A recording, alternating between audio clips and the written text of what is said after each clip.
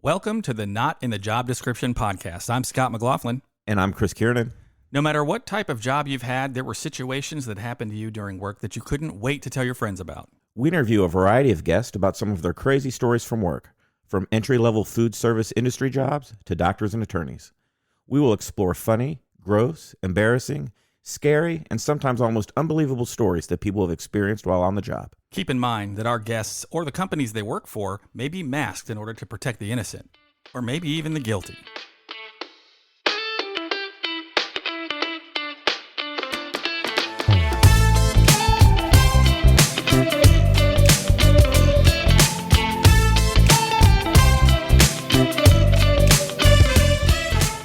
On today's episode, we talk to Phil and his experience with the United States Marines. Welcome, Phil. Thank you. So I wanted to ask you, at a certain point, you had to make a decision that you're going to go into the military. At what point did you decide, yeah, I'm going to go for the Marines? Well, I was in high school, and I wasn't exactly the best student. I believe it. And I didn't, I was undiagnosed ADHD, probably severely ADHD, and an alcoholic, but probably decided that it wasn't the best thing to go to college because that would have been a waste of my dad's money and my time.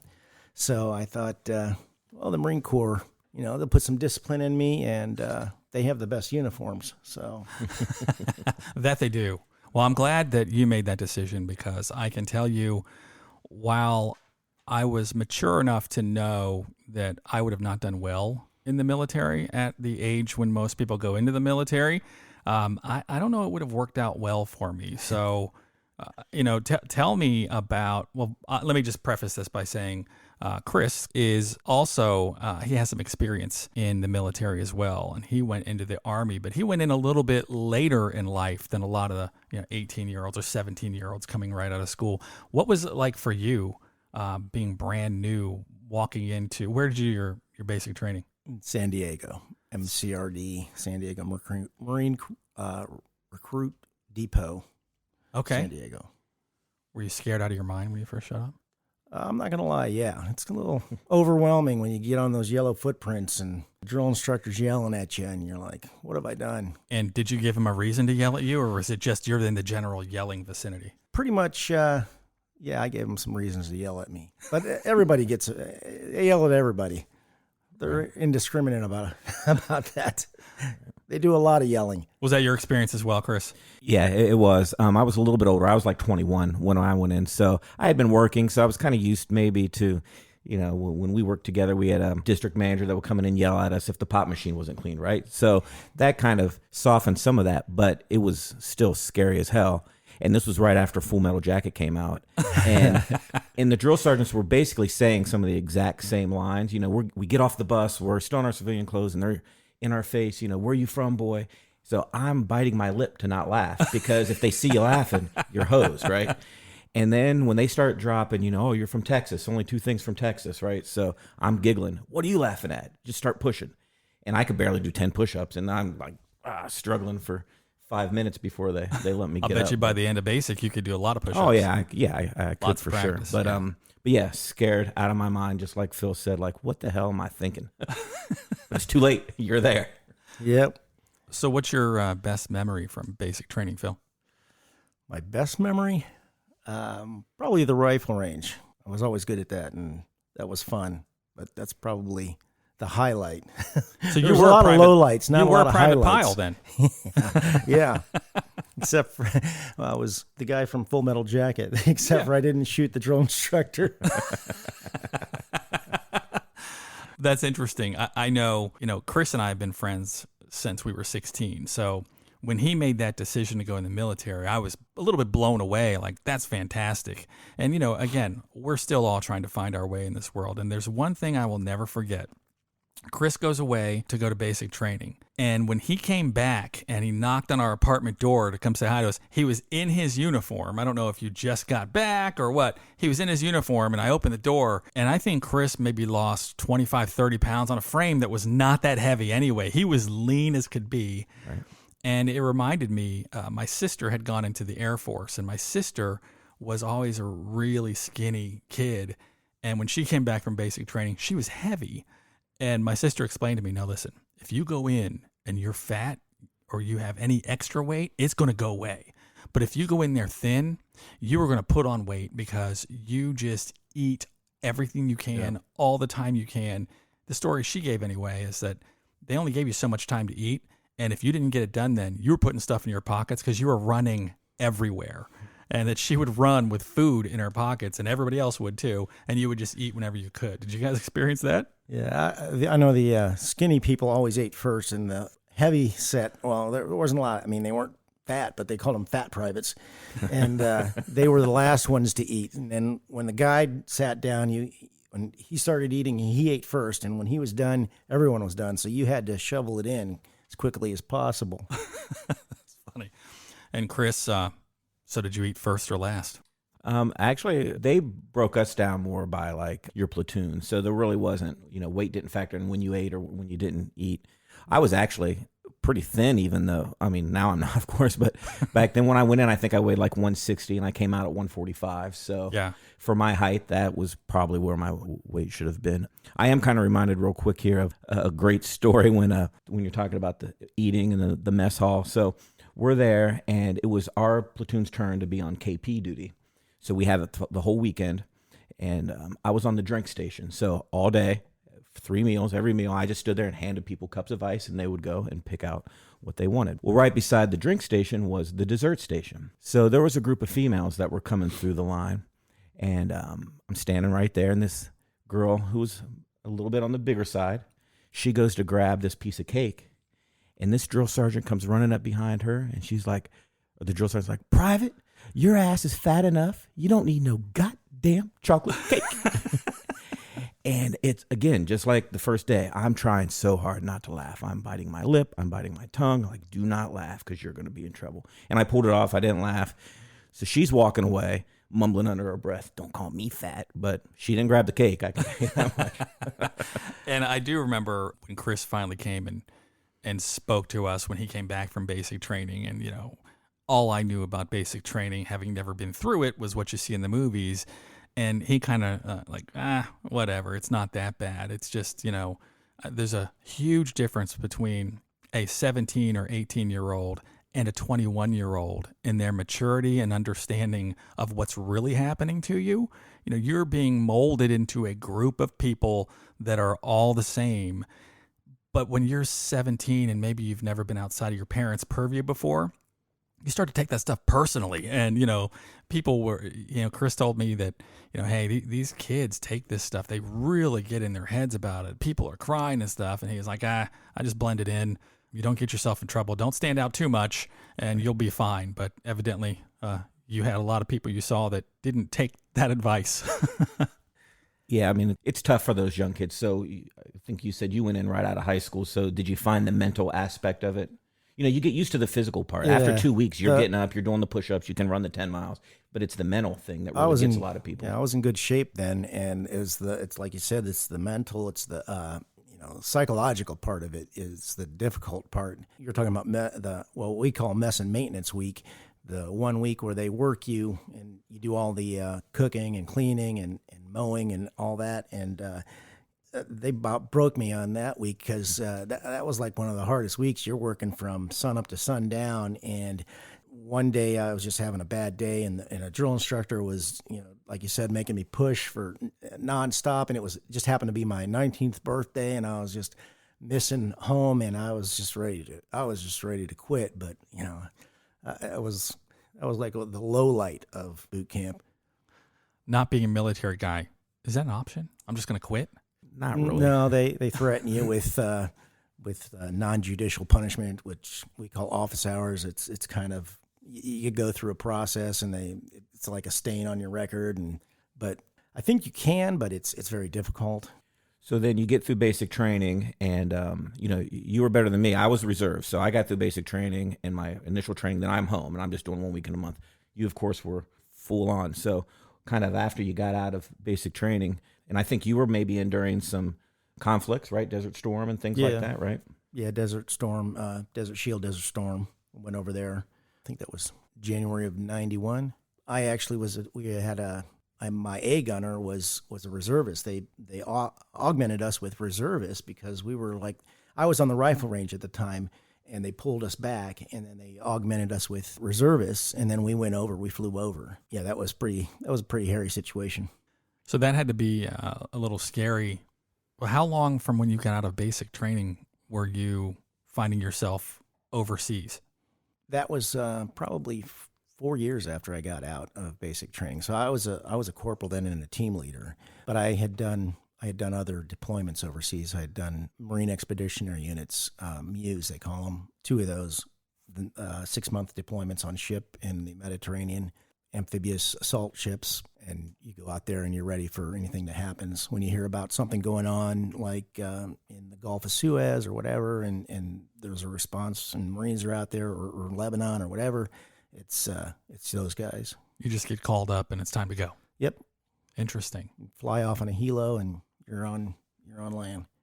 Well, I wanted to ask you, I know that a lot of people will have situations that happen in the military. And it's funny, I think I might be a couple years younger than you, but I know as I was going through like school and things like that, there wasn't a lot of military skirmishes that were to be had. Like, I think Stripes was probably one of the biggest military recruiters that I had seen because, you know, outside of running into Panama and taking care of some business, there wasn't any giant military skirmish. But when you got to, was it Desert Storm? Desert Shield and then Desert Storm, yeah. When you got there, did you end up seeing a lot of action as far as having to be engaged in fighting? Well, first we had to go through what they called the breach. They had cleared, there was a huge minefield, probably, it seemed like it was a mile long, but I'm not sure how far it was. But we had to, they cleared it as best they could with mine clearers, and then we had to drive through and follow. They told us to follow the same tracks that the guy in front of you is on, and if they happen to blow up, just push their vehicle aside and keep going. And we were in full MOP level 4 gear, gas mask, charcoal suit, everything. You might think that wearing a charcoal suit in the desert's fun, but that's exactly what I was thinking. It's really not. And we had sandbags all on the bottom of the Humvee just in case, but pretty hairy. I'm not gonna lie. It was a lot of smoke, a lot of fires. There was explosions everywhere, and like I said, it seemed like we were going through this thing for about an hour. It was probably 10 to 15 minutes. I don't know, maybe, but it was, and I wasn't driving, which made it even worse because, you know, you don't have any control over the situation. Right. And you're like, you know, and my A gunner was a kid from Baltimore who I don't think had a driver's license prior to coming into the Marine Corps. And I'm just like, follow the tracks in front of you, and I'm working the radio, and he's driving, and I'm thinking, you know, this guy's gonna kill me.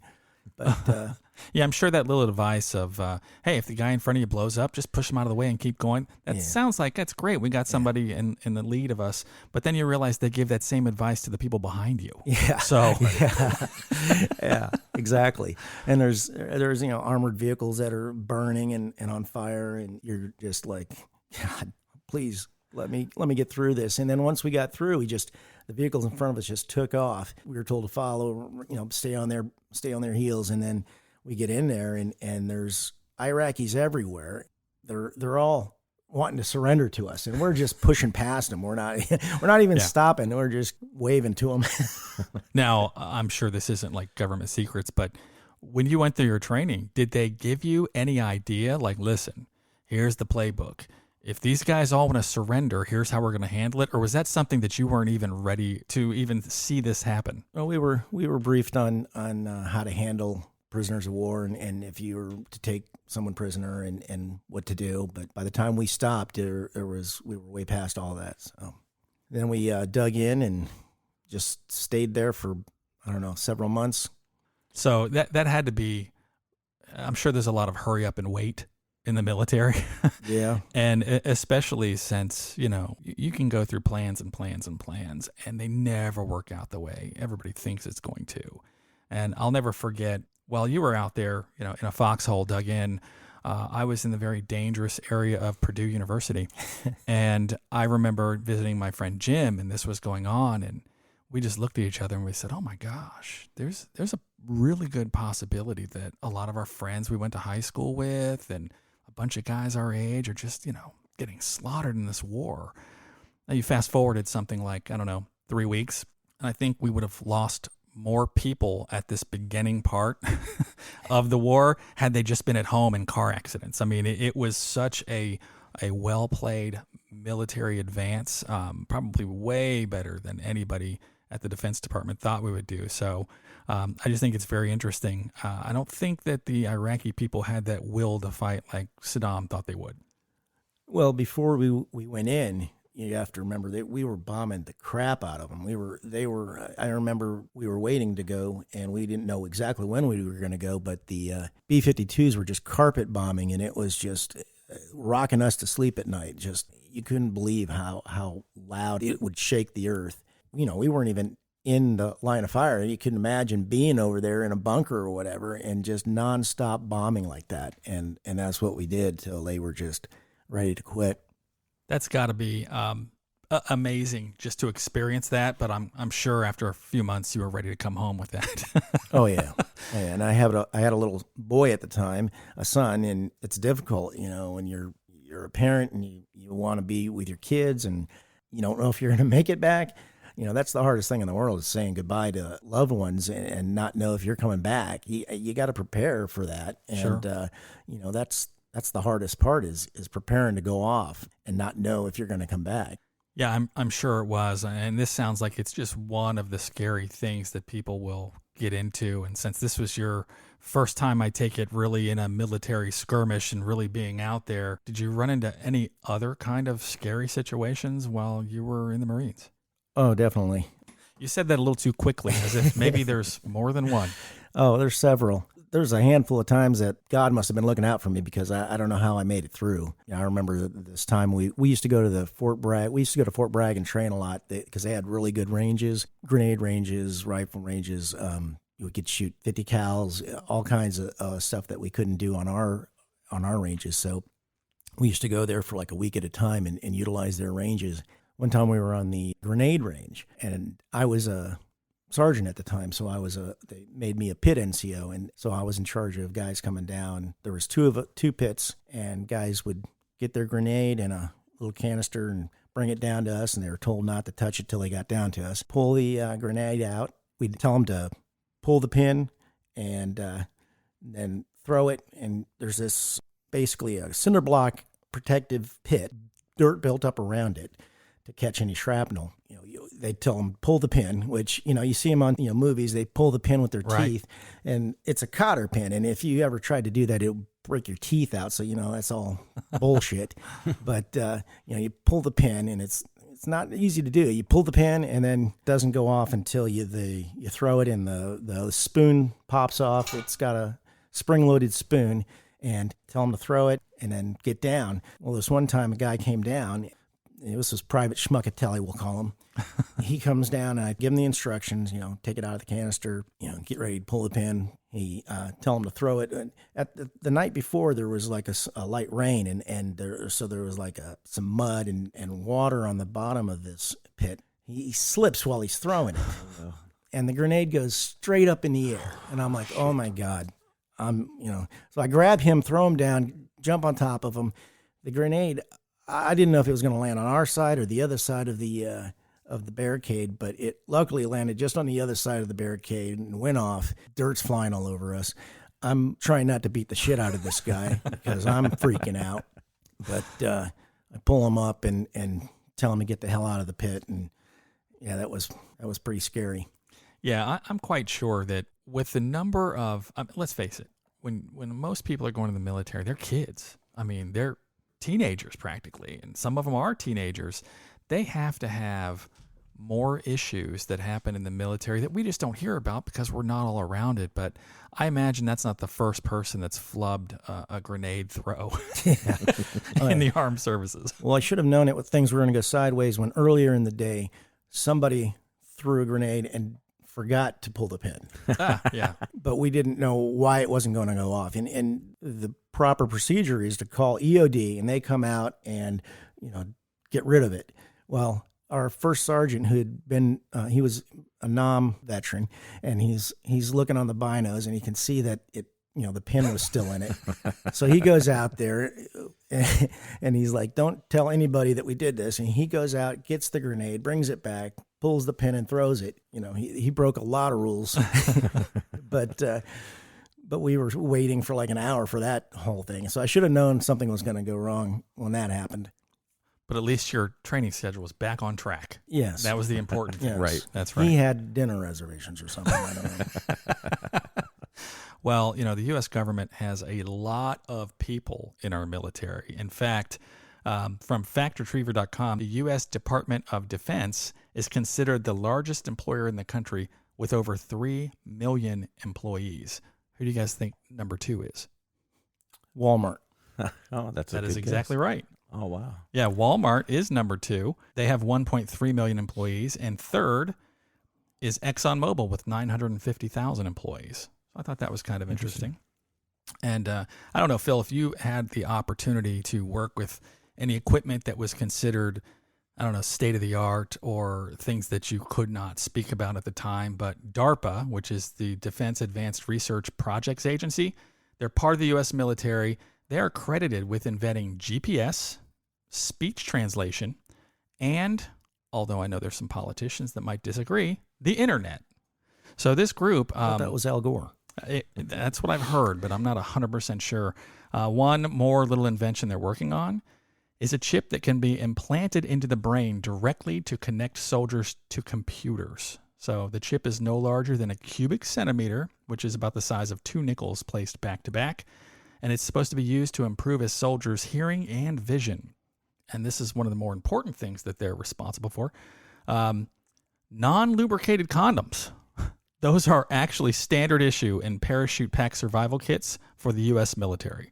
So not only do they offer an option for safe sex practices, but the condoms also work as an emergency water canteen, capable of holding up to a liter of water. Did you get that training, Phil? Yeah, I think they put one of those chips in my head, actually. That would actually explain a lot. So I'm glad we have an answer now. You talk about the technology. I was in mid 80s, late 80s, and they had us training on what was like, you'd put in words and it would go over the radio and then come back encrypted, but it was like early form of texting. And like this was way before texting. Yeah, it was pretty cool.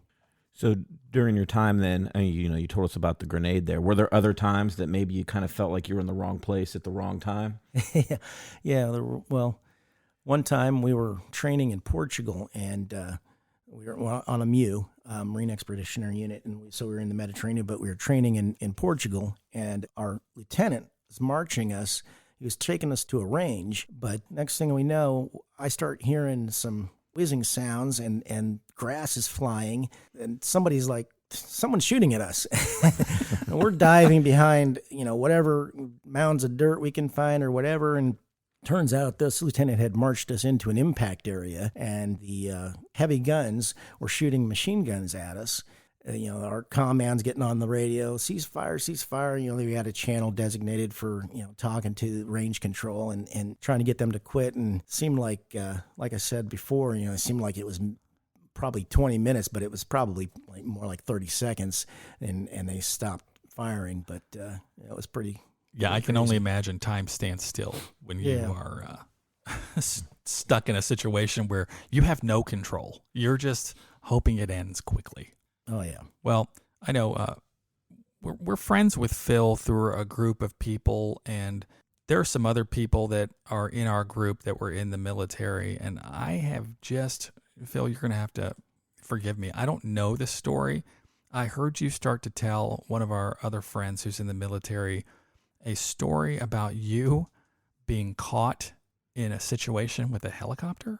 Can you let us know this story? Because from what I heard of it, it sounded pretty harrowing, but I know I got pulled away with something. So what happened with the helicopter story? Well, this was actually earlier in my career, and I was a young Lance Corporal, I think, and I had a team leader, and we were out in 29 Palms, California. You think 29 Palms is sounds like a resort, but it's not. It's the middle of the desert. It's basically a firing range. Aircraft shoot artillery, infantry. Everybody uses this place, and it's called Combined Arms Exercise. And we were out there, and we were tasked with providing air defense for this area, and it was nightfall, and so we basically put the camo net on the Humvee, and we're in the middle of nowhere, and we're like, this is a good spot, and we bivouac. We just sleep under the stars and put a sleeping bag on a mat and put a camo net over us, and then go to sleep, get some rest. We're exhausted after a full day of running around and being out in the heat. I go to sleep and I'm out. And next thing I know, I hear what sounds like a helicopter getting closer and closer and closer. Next thing I know, the thing is on top of me. I can't even. The helicopter is on top of you. The landing gear landed right on my sleeping bag. I couldn't move. It had me trapped. And I don't know if you've ever. I know Chris has used military sleeping bags. Zippers don't always work correctly, right. and they get stuck easily. And I'm looking out the peephole, and I could see the landing light. And what had happened was, in the middle of the night, they came and set up a field expedient landing zone, and they broke chem lights, and I don't know if they put them basically on top of us. They didn't see us. And the guy said he thought that our cammed up Humvee was a rock. He thought it was like a boulder. Well, they realized once that blew away, and like the poles are bending and the camo net's flying, and then they saw the Humvee, and they had to have seen us.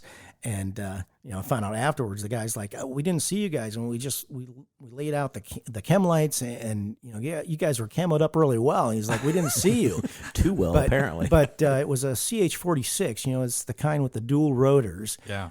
You get awakened in the middle of the night with a helicopter landing on top of you. You're like, this is it. And it was pretty close to landing right on me. Well, if there's any good news, Phil, the odds of that happening twice are probably really slim. So yeah. I think you're in a good space now. That is crazy. I couldn't imagine. I bet you never slept underneath the sleeping bag again. You probably had your head out from that on. And actually, I always slept in the Humvee from then on, sitting up. That is some scary stuff. Now, I will tell you, just being the age you were, most of the people that I know who were in the military together, this is a lifelong bond with people. But what comes along with some of these lifelong bonds is you kind of play pranks on one another. Is there any kind of prank that either Chris or Phil can remember from your military days? Some that I can't speak of on the the statute of limitations hasn't run out yet. Fair enough. I guess it was military justice, but this would be a prank as well. We had a guy that we were off for the weekend, and when you're gone for the weekend, you have to rotate. Somebody always has to be at the barracks and kind of just guard the barracks, right? Fire watch and things like that. And you do shifts, 4-hour shifts at a time. Well, when you go away for the weekend, you basically just drink all weekend because there's nothing else to do. So the guy that had the Sunday morning shift, he was there from 8 to noon. Well, he falls asleep. So when he fell asleep, the drill sergeants then came in and just wrecked the barracks. Oh, wow. So we all had to report back Sundays by 5 o'clock. We're out front, and then they're like, okay, privates, well, when we go upstairs, you're going to see quite a mess. And that's thanks to Private so-and-so. I won't say his name now, but so everyone's just glaring at this guy. So we go up, and our barracks are trashed. And then he goes, well, you guys are definitely going to have to clean this up, but first let's do a little PT. So we did push-ups and sit-ups and jumping jacks for about 2 hours. Oh, except for the private that fell asleep. He got to sit there and watch us. Oh, great. So now we're all pissed. So the next day, that night he falls asleep. Well, this guy had some Nair, like the hair removal. Not really sure why he had hair removal. Maybe what he does on the weekends is what he does on the weekends. But different question. But he had some. So he rubbed a little bit, just a nice little circle on the back of this guy's head. So we wake up in the morning, we're all looking, and his hair's there. We're like, man, this shit doesn't work. What's going on? We do our morning PT. Well, what we don't know is it's kind of water activated. So after we do our PT, now he's in the shower. And the shower is just a big room with a bunch of shower heads. And there's 10 dudes showering up, right? Almost like a prison shower that you see on TV. So he's showering, and all of a sudden he's like, oh my God, my hair's falling out. and he had a perfect circle on the back of his head where this guy rubbed this Nair in his hair. You know, I'd heard of that being a big practical joke. You replace somebody's shampoo with Nair. I had no idea it was that effective. Yeah, it was awesome. That reminds me of a story when I was at school. I went to school for after boot camp. You go to your school, learn your whatever you're going to do, and we went to Fort Bliss, Texas, which is an Army base, but it was where we went to school to learn our trade. And one night at the barracks, things got out of hand. Some guys were drinking a little too much. There was a hole punched in the wall. The rec area, some pool sticks were broken. Just some good, clean fun. And the next morning, the CO, who was a marathoner, he always ran. He ran every morning, probably 10 miles. He's like, I don't know what happened last night at the barracks, but we're going to run until I'm no longer pissed. And Fort Bliss is out in the middle of the desert. We ran, I think it was either 16 or 18 miles. And anybody that fell out had to have duty the following weekend, which was a 96, a 4-day weekend. Call them 96, it was 96 hours. So nobody wanted to fall out. This was probably the hardest run I've ever been on, and I wasn't falling out, but I wasn't missing out on a long weekend. But anybody that fell out, they were picked up in the van, and then they had to go back and start duty. So lucky for you, you had an Ironman running pretty much your division there. Yeah. Luckily, back then I was in great shape. You might not tell now, but I could run, 3-minute or 18-minute 3 miles. I could do pull-ups and sit-ups nonstop. But I need to get back to that because I don't know if you know this, Phil, but Father Time always wins. So He's undefeated. Don't think, yeah, he is undefeated. Flojo couldn't outrun him, so I don't know why you think you can. I'm faster than Flojo. Oh, fair enough. Okay, I didn't realize that. All right. Well, I think to wrap up the show here, I want to ask Chris, what'd you learn today? Yeah, I learned that maybe I should switch to non-lubricated condoms. That's right. They can really help you if you need to collect some water. Right. I'm thirsty. I need a drink. I can just use that. You never know when someone's going to make you go on a 10-mile run. Right. They're more likely to break, 18. though. That's what I heard. Well, I'll tell you, on this episode, I learned a couple things. Number one, when I'm out sleeping in a sleeping bag, my head is going to be out. I want to know what's going on, even if it's just to see the bear eat me. I don't care. I want to see it happen. But more importantly, have solid footing before you throw that grenade. I think that's pretty important today. All right. Well, thank you very much for listening to the Not in the Job Description podcast.